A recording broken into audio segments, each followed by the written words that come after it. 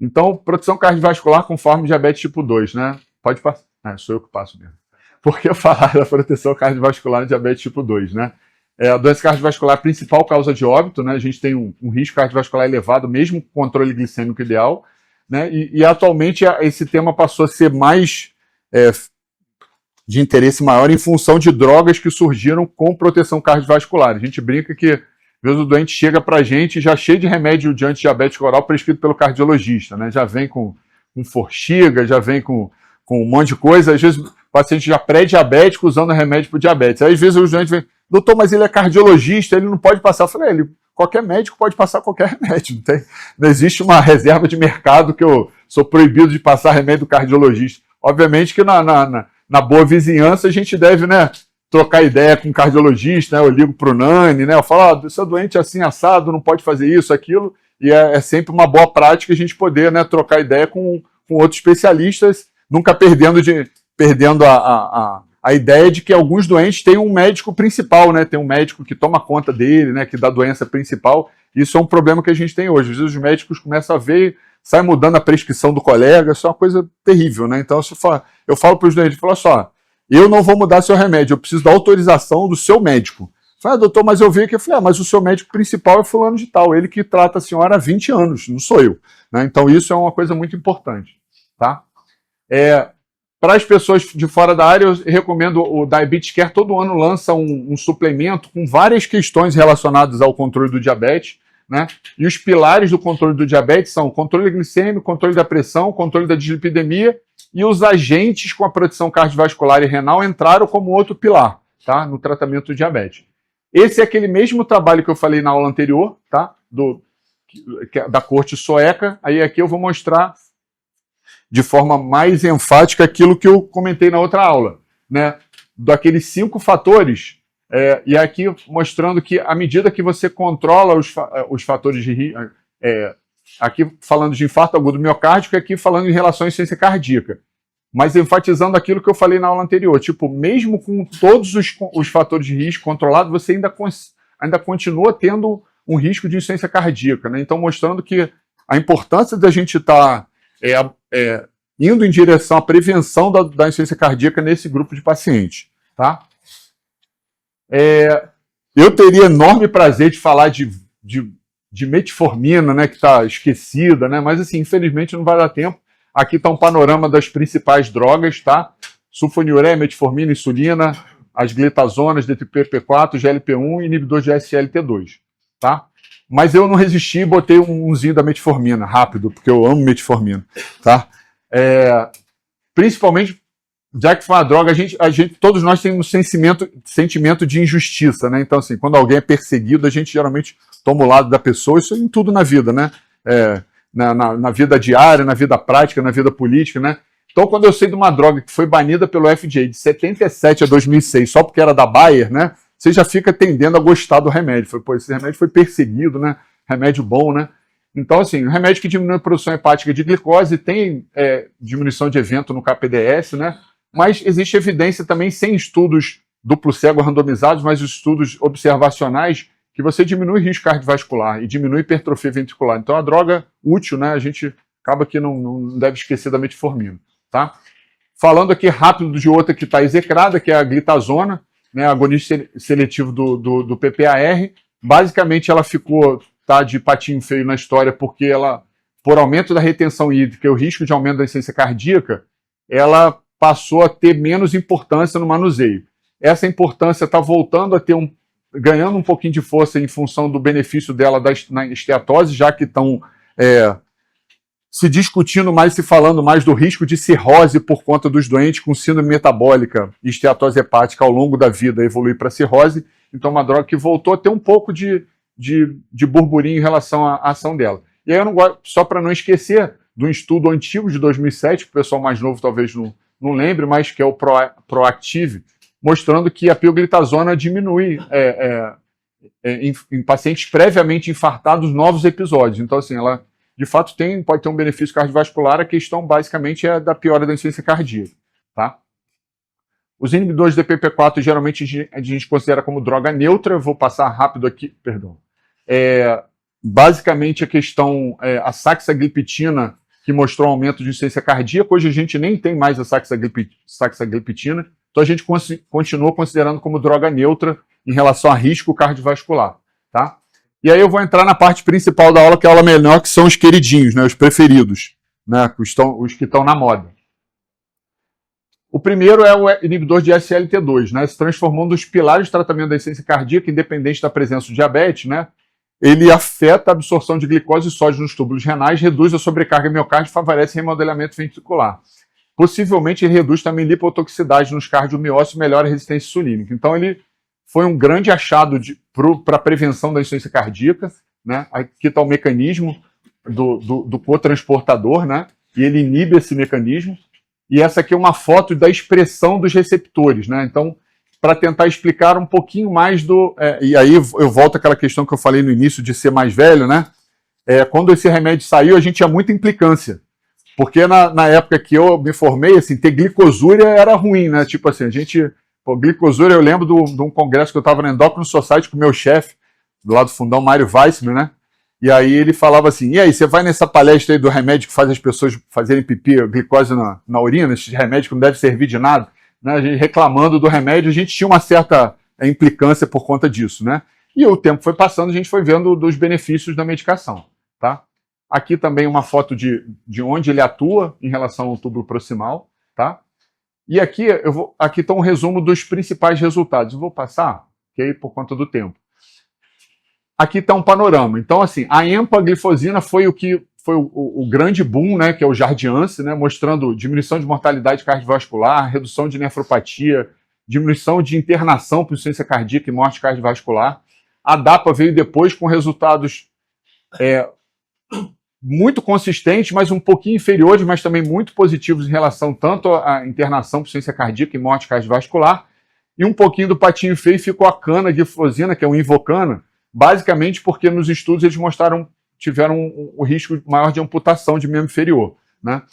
Mas evidências muito consistentes, tanto da EMPA quanto da DAPA, em relação a não só desfecho cardiovascular, desfecho composto que a gente chama, mas principalmente insuficiência cardíaca e morte cardiovascular. Eu enfatizei aqui a sotaglifosina, que é um inibidor não seletivo tipo 1 e tipo 2, que ainda não tem no Brasil, né? Mas que veio ocupar um espaço interessante, que o estudo dessa sotaglifosina, que é uma nova, eles fizeram um estudo em pacientes que tinham acabado de ser internados por insuficiência cardíaca. Então, mostrando que em pouco tempo a curva abre em relação a desfecho. Então, assim, parece ser uma opção interessante, especialmente no doente que não tinha medicação e abre um quadro de insuficiência cardíaca. Esse a gente ainda não tem no Brasil, mas é uma droga bem interessante do ponto de vista de prevenção da insuficiência cardíaca, tá? Eu sempre me pergunto, e estudando também para aula, né, tipo, quando a gente separa em relação ao benefício, né, qual grupo efetivamente que a gente vai ter benefício? É o paciente com fração de ejeção reduzida, fração de ejeção preservada, e esse aqui eu fiz um panorama separando, né, os três grupos, né.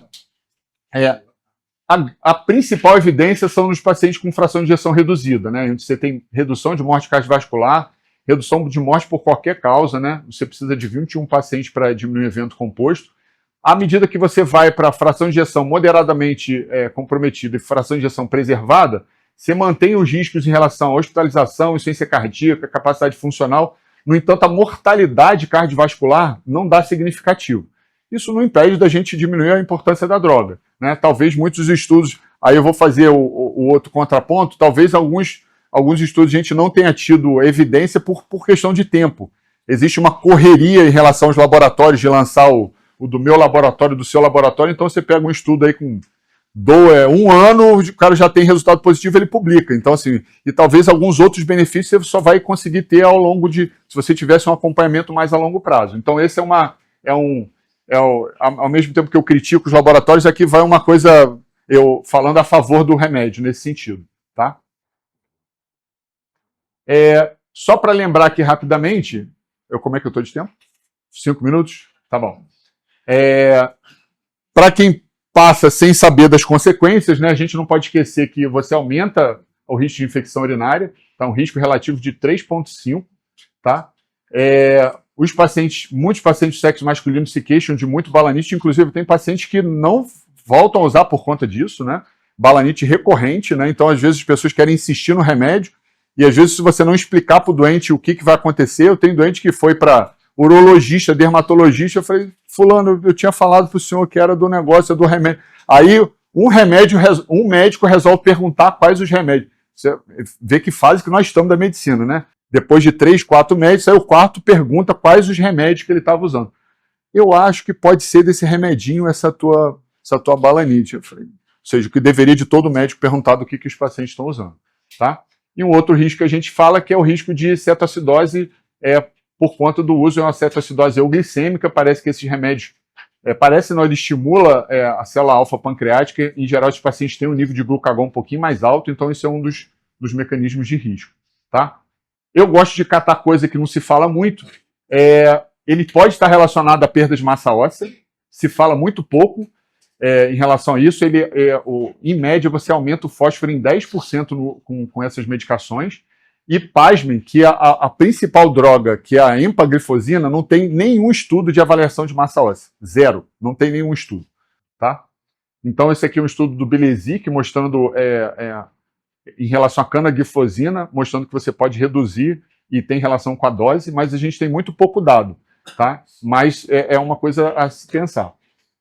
E aí a gente entra no outro, que é o queridinho, que são as canetinhas, né? Canetinha agora tem um comprimido, que é os agonistas de LP1, tá? São análogos de incretina, estimulam a secreção de insulina de forma glicose dependente, que permite que diabéticos e não diabéticos você usar sem induzir hipoglicemia, tá? Tem várias apresentações, a principal questão é a limitação de doença do refluxo e o custo do remédio, tá? Por conta do tempo, eu separei aqui meta-análise de revisão. Então, assim, essa aqui é uma meta-análise de 2025, de uma revista que eu gosto, eu gosto dessa revista, que foi onde eu publiquei o trabalho do meu doutorado. E que ele faz uma análise em relação ao impacto de LP1, dos agonistas de LP1 em relação à insuficiência cardíaca. Aqui ele pegou os principais trials mais recentes, e aqui até incluiu um pouco a tirzepatida, né? E ele mostrou que você diminui a hospitalização por insuficiência cardíaca, diminui evento composto, mas a morte cardiovascular não teve benefício, tá? Melhora a qualidade de vida, e aí vai uma crítica, né? Assim, maior benefício é quanto mais obeso o paciente for, tá? Efeito consistente mesmo em quem não é diabético, e parece ter um efeito de classe, né? Independente da classe do remédio, tá? A minha crítica aqui, e aí vai uma provocação também para os cardiologistas, quando eu olho o critério de diagnóstico de um obeso com insuficiência cardíaca e fração de ejeção preservada, eu falo, é um obeso, né?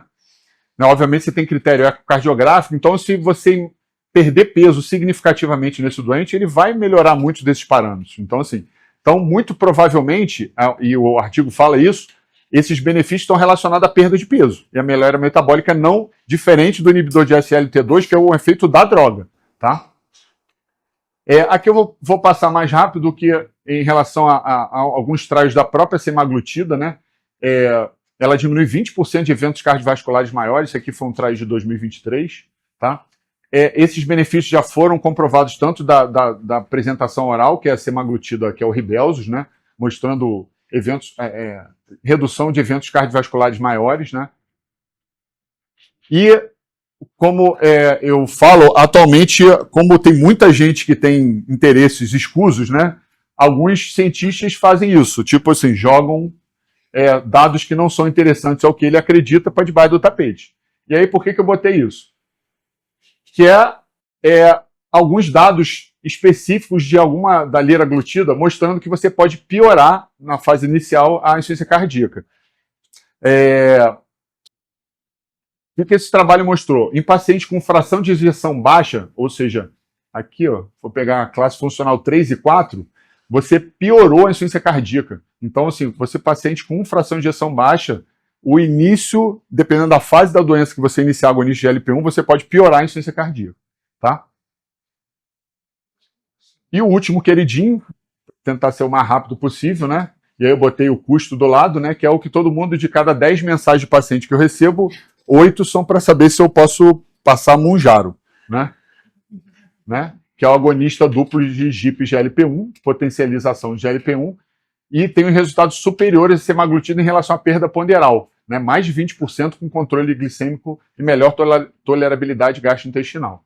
Aí, por conta do tempo, eu vou só passar aqui rapidinho. Os dados são menos consistentes ainda do que a semaglutida, e eu vou voltar só para esse aqui, que é um estudo que ele compara com a insulina, que é o SURPASS, né, que foi publicado em 2021. E ele mostra que nesse estudo, ele mostrou não inferioridade em relação a pacientes diabéticos que estavam usando insulina. Ou seja, quando você equipara a paciente que você quis melhorar o controle com insulina, o número de eventos cardiovasculares não foi tão diferente. Então pode ser que seja igual aos agonistas de GLP-1, o efeito seja relacionado à perda ponderal, tá? E aí eu sempre me questiono, né, quando a gente vê os resultados, tá faltando alguém comparar esses remédios com a velha e boa cirurgia bariátrica, né, para agradar o professor, né, que opera os pacientes. Então, assim, isso aqui são dados de desfechos cardiovasculares no primeiro grande trial que acompanhou foi o sueco. Os suecos são bons de acompanhar a longo prazo, né, mostrando redução de morte cardiovascular, de infarto, de tudo, no paciente que fez cirurgia bariátrica. Então, mas eu não foi para prestigiar o professor, não. Foi uma confabulação da minha mente mesmo em relação ao benefício da cirurgia bariátrica. Que é... Estou acabando. Agora é só finalizando o resumo prático aqui. A gente tem que pensar no inibidor de SGLT2 com foco na insuficiência cardíaca, doença coronária e proteção renal. Tem um benefício robusto. A sotaglifosina, que a gente ainda não tem um potencial superior em insuficiência cardíaca descompensada recente. O GLP-1, benefício cardiovascular amplo, útil em prevenção primária, provavelmente em consequência da perda de peso, mas a gente deve evitar em paciente com insuficiência cardíaca fração reduzida. E aqui vai um ponto rápido aqui, que não é simples a gente alcançar as doses dos trials. Os trials todos chegam a 2,4 miligramas. Eu tenho um monte de paciente que não consegue chegar nessa dose. O paciente com 1,7 já está vomitando. Então, assim, você não consegue progredir. Então, esse é um outro problema, tá? Individualizar risco, obviamente. A boa e velha metformina a gente não deve esquecer. E apesar dos muitos apelos em relação aos desfechos, a gente não pode esquecer de controlar o diabetes como um fator importante, tá? Isso aqui o professor Rubens vai falar depois, né, de novas opções que a gente vai ter, né, de agonistas orais, que esses nomes complicados, orforglipron, cagrizema, mas eu vou pular isso aqui só para a gente encerrar, que é uma outra preocupação que eu tenho, que é o custo. Então, assim, a gente está indo para um caminho de drogas novas, de custos absurdamente altos, né? Então, assim, isso eu estou falando de doente da clínica privada, quanto mais do hospital público. Então, assim, mesmo na clínica privada, para você escolher uns remédios desse, você tem que ter certeza que o paciente não está com cartão de crédito cancelado, tá? Então, assim, se ele tiver o cartão de crédito cancelado, provavelmente ele não vai conseguir comprar o remédio, tá? Então é isso. Obrigado.